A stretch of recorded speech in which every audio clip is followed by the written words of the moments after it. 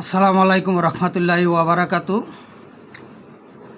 আজকে আলোচনা করব বর্তমান দেশের যেই রাজনৈতিক পরিস্থিতি এবং ইসলামিক আইন ব্যবস্থা নিয়ে যেই পরিস্থিতি, যেই শাসন ব্যবস্থা চলছে এবং এই দেশবিরোধী চক্রান্ত যেভাবে চলছে এ বিষয়ে কিছু আলোচনা করব।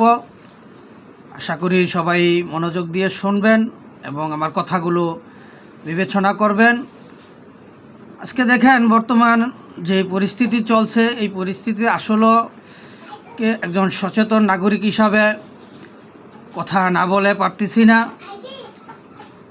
বলতে বাধ্য হচ্ছি। আর এর মধ্যে একটি কথা আমরা শুনতে পেলাম বা জানতে পেলাম বিভিন্ন সোশ্যাল মিডিয়ার মাধ্যমে, যে দাড়ি রাখার কারণে পুলিশ প্রশাসনকে কর্মকর্তাদেরকে বহিষ্কার করা হয়েছিল, আবার তাদেরকে পুনরায় চাকরিতে বহাল করা হয়েছে অনেক কিছুর পরেই।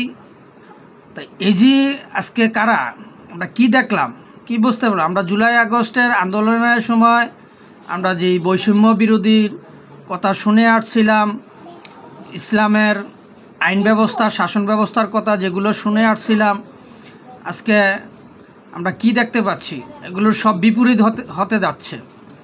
তাই এই জন্য আমি দেশ ও জাতির কাছে আহ্বান করছি, অনুরোধ করছি, আপনারা একতাবদ্ধ হন, ঐক্যবদ্ধ হন, এই দেশবিরোধী চক্রান্তকারীদের বিরুদ্ধে রুখে দাঁড়ান। একটা কথা মনে রাখবেন, এই দেশ 1971 সালে স্বাধীন হয়েছে।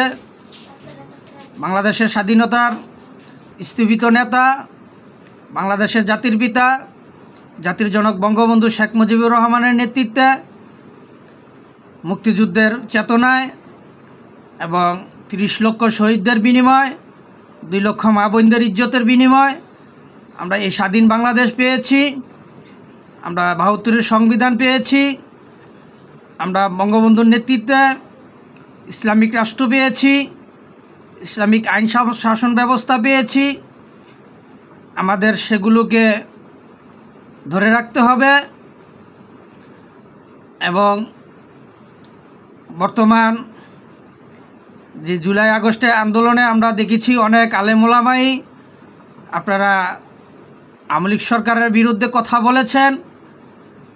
আজকে আমি তাদেরকে বলছি, আপনারা এখনও সময় আছে, সংযত হন।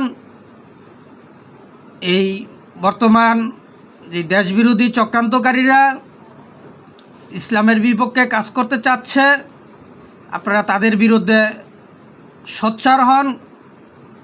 আগে যেইভাবে আপনারা কথা বলছেন, এখন আবার পুনরায় সেইভাবে আপনারা এই অন্তর্বর্তী সরকার, ফ্যাসিস্টের রূপে ডাবল ফ্যাসিস্ট অবৈধ ইউনূস সরকারের বিরুদ্ধে কথা বলা শুরু করেন।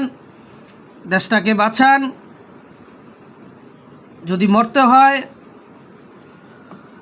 একজন সৎ ব্যক্তি হয়ে মরেন, ইমানদার ব্যক্তি হয়ে মরেন, মুনাফিক হয়ে মরেন না। কারণ মুনাফিকের কোনো স্থান নেই। কারণ এই দেশে আমরা বঙ্গবন্ধুর নেতৃত্বে, তার অধীনে আমরা দেশের জাতীয় মসজিদ পেয়েছি, আমরা ইসলামিক রাষ্ট্র পেয়েছি, মুসলিম রাষ্ট্র হিসাবে, ইসলামিক রাষ্ট্র হিসাবে আমরা মুসলিম রাষ্ট্র পেয়েছি এবং আমরা ইসলামিক ফাউন্ডেশন পেয়েছি। আমরা কাকরাইল মসজিদের জায়গা বরাদ্দ পেয়েছি এবং জাতীয় ঈদগাহ ময়দান পেয়েছি। আমরা কিন্তু বঙ্গবন্ধুর নেতৃত্বে, তার অধীনে আমরা ইসলামিক আইন শাসন ব্যবস্থা পরিচালনা করার জন্য যা যা প্রয়োজন আমরা ওনার কাছ থেকে তাই পেয়েছি।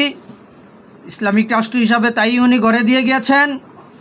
তাই এখনও সময় আছে, আপনারা সঠিক পথে চলে আসেন, কারণ আওয়ামী লীগ সরকার এদেশে ইসলামিক আইন ব্যবস্থা প্রতিষ্ঠা করার জন্য যা যা প্রয়োজন তাই বঙ্গবন্ধু শেখ মুজিবুর রহমান প্রতিষ্ঠিত করে গেছেন এবং তার কন্যা বঙ্গবন্ধু কন্যা দেশরত জননেত্রী শেখ হাসিনা উনিও ইসলামিক আইন ব্যবস্থা প্রতিষ্ঠা করার জন্য যা যা প্রয়োজন দরকার উনিও তাই করেছেন এবং সারা বাংলাদেশ থেকে যাতে ইসলামিক আইন ব্যবস্থা প্রতিষ্ঠা করা যায়, ইসলামিক ব্যবস্থা, ইসলামিক সংগঠনগুলো, ইসলামিক বিষয়গুলো সম্প্রচার করা যায় দ্রুতগামী, সেই জন্য কিন্তু উনি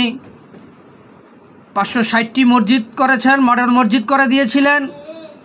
তাই আজকে ওনাদেরকে যারা ফ্যাসিস্ট বলেছেন, ইসলাম বিরোধী বলেছেন, আমি বলছি এখনও সময় আছে, আপনারা সেই ভুল পথ থেকে সরে আসেন। কারণ আজকে যারা এগুলো ইসলামিক আইন ব্যবস্থা প্রতিষ্ঠা করার জন্য যারা ইসলামিক প্রতিষ্ঠান করে গেছেন, আপনারা তাদের বিরুদ্ধে কথা বলেছেন। আর যাকে আপনারা এই জুলাই আগস্টের আন্দোলনে যাকে আপনারা অন্তর্বর্তী সরকার হিসাবে যাকে আইনা ক্ষমতায় বসাইছেন, যে ফ্যাসিস্টের উপরে ডাবল ফ্যাসিস্ট অবৈধ ইউনূস সরকারকে আপনারা বসিয়েছেন, সেই ইউনূস সরকার আজকে ইসলামের বিপক্ষে কাজ করছে এবং এর নজিরও দেখিয়েছেন। 3 পুলিশ প্রশাসন কর্মকর্তাকে উনি বহিষ্কার করেছিলেন দাড়ি রাখার কারণে, আবার তাদেরকে পুনরায় চাকরিতে বহালও করেছেন চাপ প্রয়োগ করার কারণে। তাই এই জন্য বলছি আপনারা এখনও সময় আছে, প্রত্যেকটা মসজিদে এই ইউনূস সরকারের বিরুদ্ধে কথা বলেন, সে যে ইসলাম বিরোধী সেটা জনগণের কাছে তুলে ধরেন, ইসলামকে বাঁচান, দেশকে বাঁচান।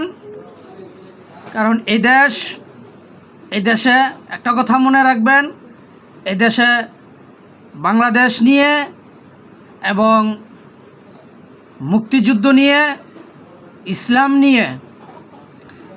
নিয়ে, দেশ নিয়ে, মুক্তিযুদ্ধ নিয়ে কারোর সাথে আপোষ নাই, কারোর সাথে আপোষ কইরেন না। কারণ ইসলাম, দেশ এবং মুক্তিযুদ্ধ আর বাংলাদেশ আওয়ামী লীগ, এদেশের স্বাধীনতাকামী দল বাংলাদেশ আওয়ামী লীগ, এই 4টি সাথে কারোর সাথে আপোষ করেন না। কারণ এই 4টির সাথে আপোষ করা মানে দেশবিরোধী চক্রান্তকারীদের সাথে হাত মিলানো এবং এই দেশবিরোধী চক্রান্তকারী পাকিস্তানি দোসরদেরকে সহায়তা করা।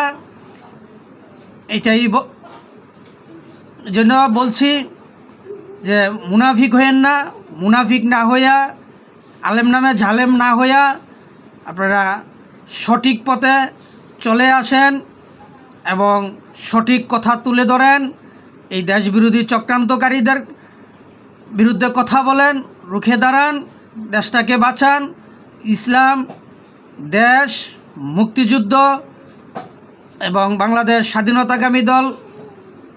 স্বাধীনতাকামী দল বাংলাদেশ আওয়ামী লীগ, এই 4টি নিয়ে কারোর সাথে আপোষ করেন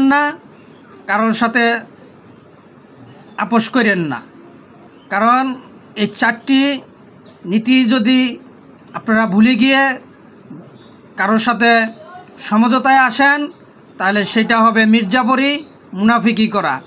তাই এজন্য বলছি যে মুনাফিক, মির্জাফর এদের কোনো স্থান আল্লাহর দরবারেও নাই, কোনো জায়গায়ই নাই, সম্মান কোনো জায়গায় তাদের থাকে না। এজন্য আমি বলছি যারা সঠিক আলেম আছেন এখনও সময় আছে, যারা ভুল বুঝে এই জুলাই আগস্টের ছাত্র সমন্বয়ক নামে এই দেশবিরোধী চক্রান্তকারীদের কথায় পরে গিয়ে যারা আওয়ামী লীগ সরকারের বিরুদ্ধে কথা বলেছিলেন ইউনূস সরকারের পক্ষে ছিলেন। আজকে তো আপনারা আর এই দেশের জাতি বুঝতে বাকি নাই, আপনারাও বুঝতে অবশ্যই বাকি নাই। এই জন্য আমি দেশের ইসলামের স্বার্থে, দেশের স্বার্থে, জনগণের স্বার্থে, মুক্তিযুদ্ধের সপক্ষে আমি সকল আলেম ওলামাদের কাছে আকুল আবেদন করছি, আহ্বান করছি, অনুরোধ করছি, আপনারা এই দেশবিরোধী চক্রান্তকারীদের বিরুদ্ধে কথা বলতে শুরু করেন। এই ছাত্র সমন্বয়ক নামে, এনসিপি দলের নেতা নামে দেশবিরোধী চক্রান্তকারী পাকিস্তানি দোসরদের বিরুদ্ধে কথা বলতে শুরু করেন এবং জনগণের সাথে আপনারা ঐক্যবদ্ধ করেন। জনগণকে আবারও পুনরায় আপনারা একতাবদ্ধ করতে ব্যবস্থা করেন, মসজিদে আলোচনা করেন। কারণ এখনই সময়, এই সময় যদি আপনারা সঠিকভাবে কথা বলতে না পারেন তাহলে কিন্তু এই অবৈধ সরকার, এই অন্তর্বর্তীকালীন সরকার, ফ্যাসিস্ট হবে ডাবল ফ্যাসিস্ট অবৈধ ইউনূস সরকারকে হটানো যাবে না, ইসলামকে রক্ষা করা যাবে না, এই দেশকে রক্ষা করা যাবে না। তাই এই ইসলামকে রক্ষা করতে হলে, এই দেশকে রক্ষা করতে হলে আপনাদেরকে জনসম্মুখে প্রত্যেকটা মসজিদে আবারও পুনরায় কথা বলতে হবে যে আমরা আগেই ভালো ছিলাম, আমরা এই ছাত্রদের কথা, ছাত্র সমন্বয়ক নামে দেশবিরোধী চক্রান্তকারীদের কথা শুনে আমরা যে ভুল করেছি, এই ভুল থেকে আমাদের শিক্ষা নিতে হবে এবং আমাদের কি এই দেশবিরোধী চক্রান্তকারীদেরকে প্রতিহত করতে হবে।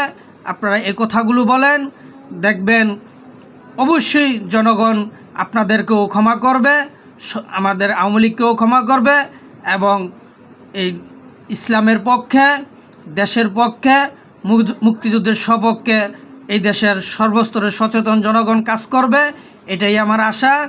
আজকে এই পর্যন্তই, এই বলেই শেষ করলাম।